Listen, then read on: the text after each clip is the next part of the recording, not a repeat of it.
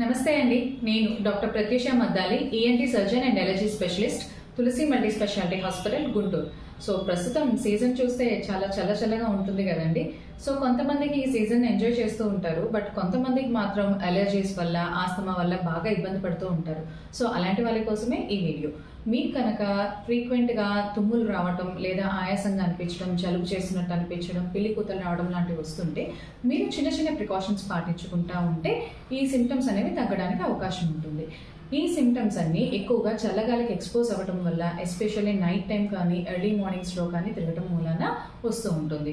So out side ఈ టైంలో late నైట్స్లో కానీ ఆర్ ఈవినింగ్స్ కానీ ఎర్లీ మార్నింగ్స్లో కానీ బయట తిరగకుండా ఉండటం ఇంపార్టెంట్.